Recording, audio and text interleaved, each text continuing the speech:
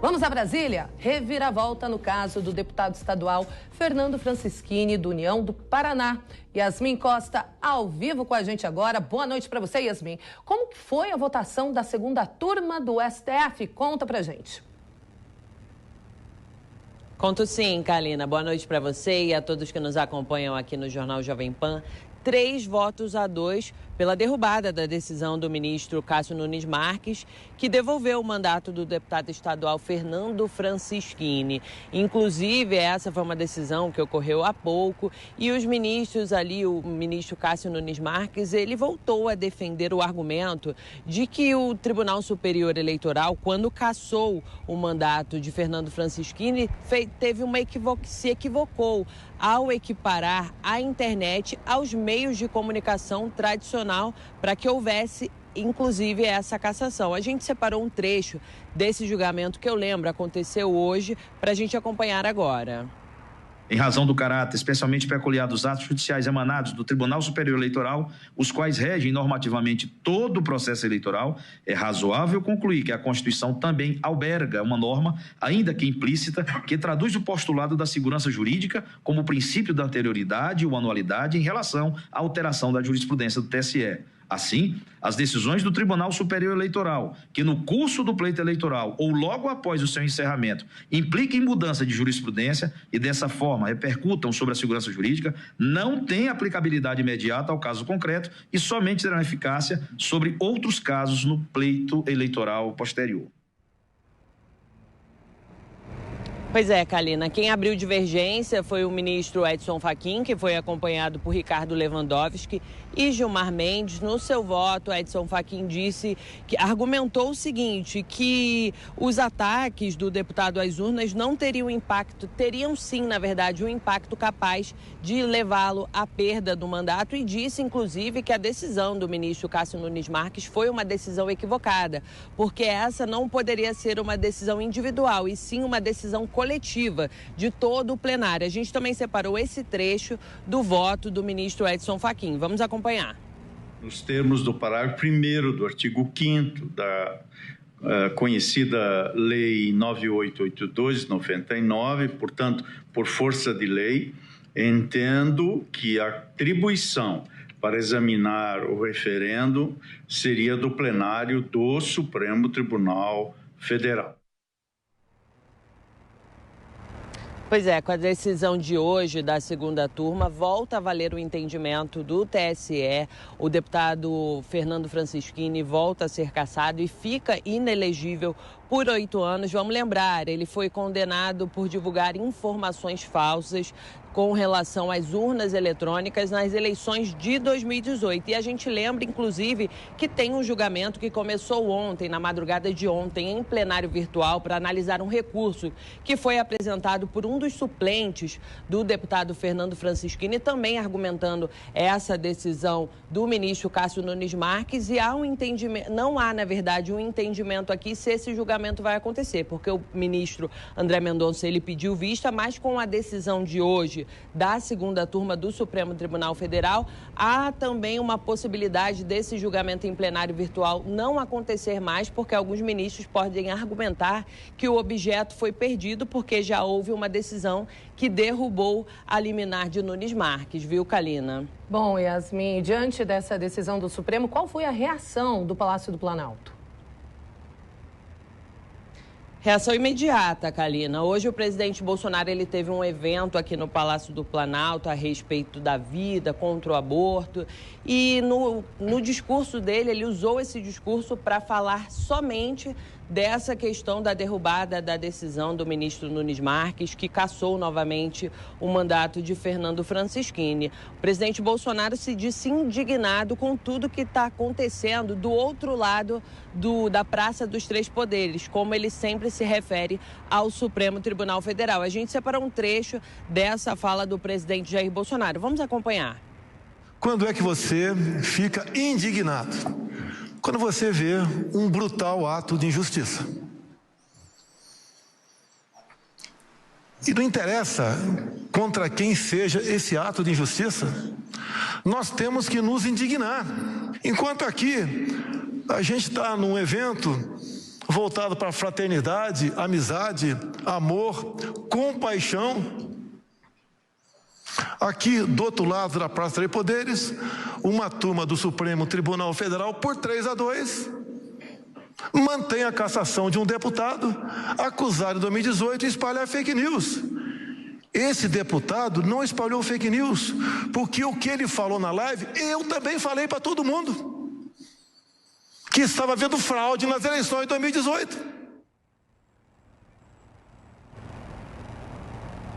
Pois é, Kalina, o presidente também aproveitou esse evento aqui para dizer que os ministros do Supremo não são isentos quanto aos julgamentos e disse ainda que com essa decisão de hoje eles estão cometendo um estupro à democracia. Palavras do presidente Jair Bolsonaro. A gente separou um outro trecho da fala do Bolsonaro sobre esse julgamento de hoje no Supremo. Vamos acompanhar.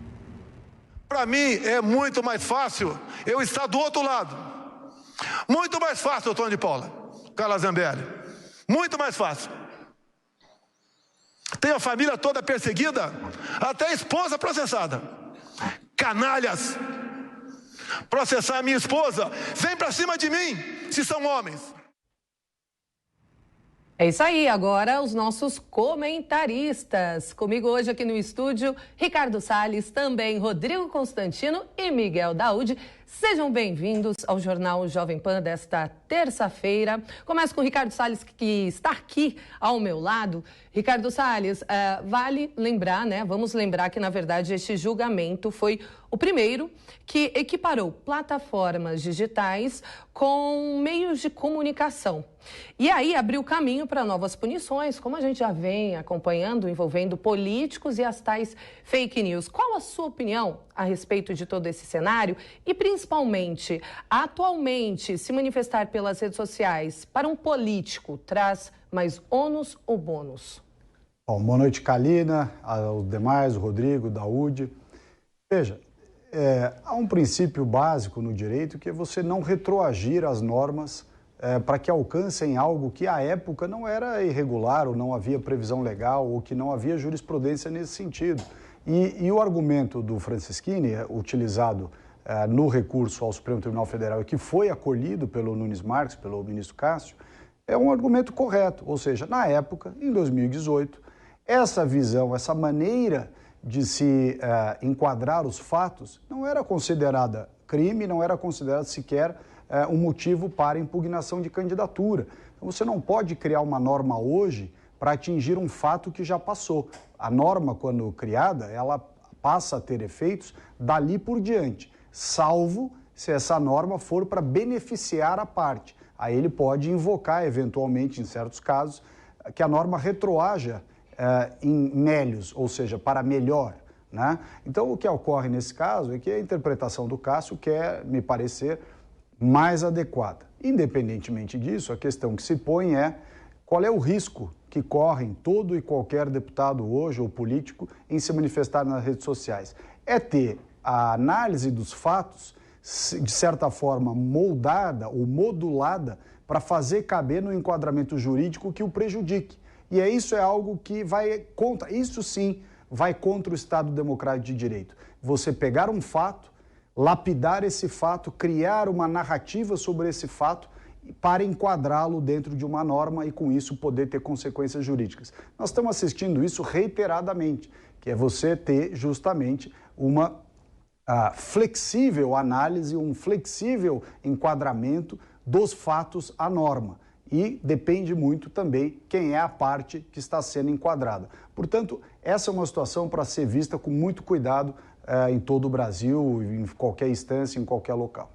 Rodrigo Constantino, eu anotei alguns trechos, né, da declaração do presidente Jair Bolsonaro diante dessa decisão do Supremo. Em um momento ele disse assim: não vamos fazer papel de idiotas. Reforçou que age dentro das 4 linhas da Constituição e que vai reagir. Bom, essa reação, né, imediata do presidente Jair Bolsonaro te impressionou, essa indignação dele? Boa noite, Kalina. Boa noite aos colegas de bancada e todos da audiência. Não me surpreendeu não, porque ele já teve desabafos parecidos no passado. Vamos lembrar do famoso acabou, poxa, algo assim. E, na verdade, eu acho que o presidente está com uma indignação bastante legítima. Eu diria, inclusive, que quem não está indignado com o que está acontecendo no Brasil ou está desatento ou está passando pano para muito abuso de poder, porque o alvo da perseguição é bolsonarista e essa pessoa, por alguma questão partidária, ideológica, não gosta de Bolsonaro. Mas deveria tomar cuidado, porque, como alertou o próprio presidente, os jornalistas, por exemplo, que estão aplaudindo isso, ignoram que esse arbítrio pode eventualmente se voltar contra eles próprios. Então, veja, informações falsas do deputado sobre as urnas. Em primeiro lugar, supostamente falsas. Ele é representante de quase 500 mil de eleitores. Ele recebeu denúncias, coisas estranhas que estariam acontecendo. E ele levou isso a público. Agora, daí a você caçar o mandato. Nós temos vereador que invadiu igreja e que não foi cassado o mandato. Então é óbvio que existe um duplo padrão. Não pode dizer mais que há fraudes nas urnas.